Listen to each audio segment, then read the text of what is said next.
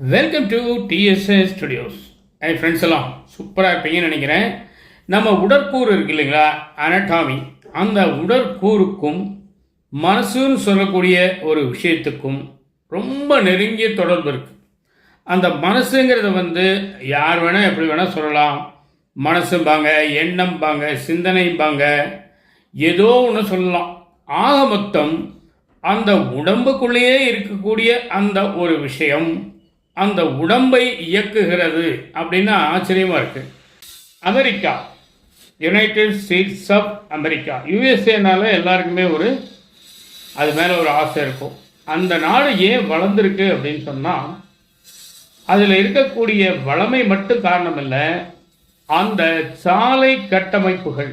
அந்த சாலை கட்டமைப்புகள் பிரமாதமாக ரொம்ப தூரத்துக்கு அருமையாக இருக்குமா. அதனால் என்ன லாபம் அப்படின்னா, ஒரு விளைபொருட்களை ஒரு இடத்துலேருந்து ஒரு இடம் கொண்டு போகிறதுக்காகட்டும், அதில் மூலப்பொருட்களை கொண்டு வருவதற்காகட்டும், கம்பெனியில் உற்பத்தி செய்த பொருட்கள், இப்படி எல்லா விதமான விஷயங்களையும் டக்கு டக்கு டக்குன்னு பல இடங்களுக்கு கொண்டு போக முடியறதுனால அவங்களுடைய வளர்ச்சி அபரிமிதமாக இருக்குது. இன்னொரு விஷயம், அங்கே 18 வீல் கொண்ட ட்ரக்குகள்னு சொல்கிறாங்க. 18 சக்கரம் கொண்ட ட்ரக்குகள் ரொம்ப அதிகமாக இருக்குமா. அதை நாள் கணக்காக மணிக்கணக்காக அழுக்காமல் ஓட்டிகிட்டு இருப்பாங்களாம் அந்த டிரைவர்ஸ் எல்லாம். அந்த மாதிரி ஒரு ஊர் நியூயார்க் நகரத்தில் சார்லஸ்னு ஒருத்தர். அவர் பெரிய எக்ஸ்பர்ட், இந்த ட்ரக்கில் பயங்கரமான எக்ஸ்பர்ட். அவர்கிட்ட ஒரு பையன் வரான், ஐயா எனக்கு கொஞ்சம் ட்ரக் ஓட்டுறது கற்றுக் கொடுங்க, நானும் லைசன்ஸ் வாங்கி டிரைவராக தொழில் செய்யலான்னு இருக்கேன். சரி வா அப்படின்னு சொல்லிட்டு, அங்கெல்லாம் இந்த பேக் டோர் என்ட்ரி எல்லாம் கிடையாது. நேராக போய் சரியான முறையில் அதை ஓட்டி காமிச்சு அவங்க திருப்தியாக இருந்தால் தான் பாஸ்ன்னு சொல்லுவாங்க. அதே மாதிரி அந்த பையன் நல்ல முறையில் நேர்மையாக ஓட்டி காமிச்சு ஒரு லைசன்ஸை வாங்கிட்டார். ஆனால் லைசன்ஸ் வாங்கிட்டாரே தவிர, இவருக்கு லாங்கில் போகும்போது தான் நல்ல ஓட்ட பழக்கம் இருக்கக்கூடிய, சிட்டிக்குள்ளே ஓட்டுறதுக்கு இன்னும் பழக்கம் வரல. அவர் என்ன சொன்னார், வாங்க சிட்டி வரைக்கும் நான் ஓட்டிகிட்டு வரேன், சிட்டியை தாண்டினோன்னே நீ ஓட்டு அப்படின்னு சொல்லிவிட்டு ஒரு அவுட்டரில் வந்தவுடனே என்ன பண்ணுறாரு, அந்த பையன்கிட்ட கொடுத்துறாரு ட்ரக்கை. இவர் பக்கத்தில் உட்காந்துக்கிறார். அந்த பையன் ஒரு 6 மணி நேரம் தொடர்ந்து ஓட்டுறான், சலிக்காமல் ஓட்டுறான். 6வது மணி நேரம் அவன் என்ன சொல்கிறான், ட்ரக்கை கொஞ்சம் ஓரமாக நிறுத்திக்கலாமா, நம்ம பசிக்குது, எனக்கு சாப்பிட்டுட்டு ஓய்வு எடுத்துகிட்டு போகலாம் அப்படிங்கிற. சரி அப்படின்ட்டு அதுக்கு உண்டான இடத்துல அதை பார்க் பண்ணிவிட்டு 2 பேரும் சாப்பிட்றாங்க. ஒரு 10 நிமிஷம் 20 நிமிஷம் அரை மணி நேரம் ஓய்வு எடுத்துட்டு மறுபடியும் இவர் எடுக்கிறார் ட்ரக்கை. இவர் எடுத்து என்ன பண்ணுறாரு, சுமார் 12 மணி நேரம் ஓட்டுறார், தொடர்ந்து ஓட்டுறாரு, சலிக்காமல் ஓட்டுறாரு.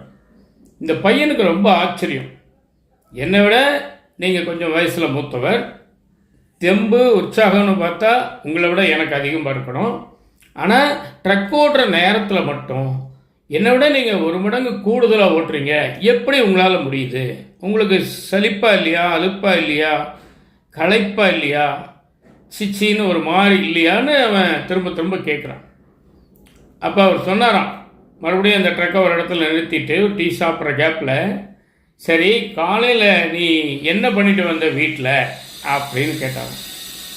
நான் காலையில் எழுந்திரிச்சேன், ரெடியானேன், என் ஒய்ஃபை கூப்பிட்டேன், அவளுக்கு ஒரு கிஸ் பண்ணேன், நான் வேலைக்கு போயிட்டு வரேன்னு சொல்லிட்டு வந்துட்டேன் அப்படின்னா.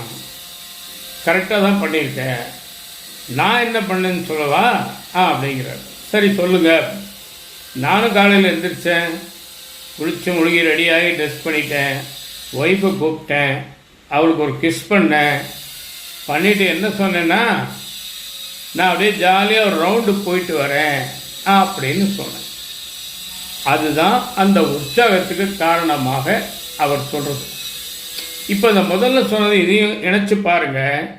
எண்ணம், சிந்தனை, அந்த மாதிரி தோன்றக்கூடிய விஷயங்கள் தான் உங்களுடைய உடல் நிலையை, உடல் நலத்தை நிர்ணயிக்கும். உதாரணமாக எனக்கு ஒன்றும் வியாதி இல்லைங்கன்னு சொல்லிட்டு நினச்சிட்டே இருந்தோம்னு சொன்னால் வியாதி இருந்தால் கூட பாதிக்காது. லேசாக ஒரு சிம்டம், அறிகுறி தெரிஞ்ச உடனே எனக்கு அந்த வியாதியோ இந்த வியாதியோன்னு பயந்தீங்கன்னா அது அவசியம் வந்துடும். நீ எதுவாக நினைக்கிறாயோ அதுவாக ஆவாய் அப்படிங்கிறது தான் மறுபடியும் வருது.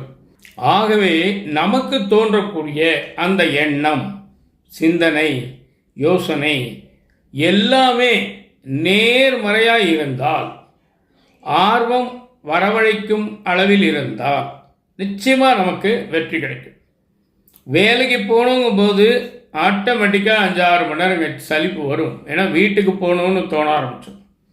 நான் ஊரை சுற்றிட்டு வரேன் அப்படின்னு அந்த டிரைவர் சொல்கிறார் இல்லையா, நான் எவ்வளோ நேரம் ஜாலியாக சுற்ற முடியுமோ அவ்வளோ நேரம் சுற்றிட்டு நான் வீட்டுக்கு போகலாம்.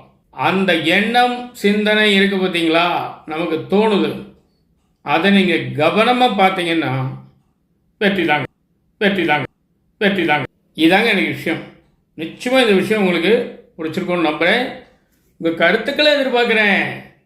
மீண்டும் அடுத்த எபிசோடில் சந்திப்போமா? அதுவரை உங்களிடம் வந்து விடைபெறுவது உங்கள் அன்பர் டி. சண்முக சுந்தர போத்தனூர், கோயமுத்தூர். நன்றி, வணக்கம்.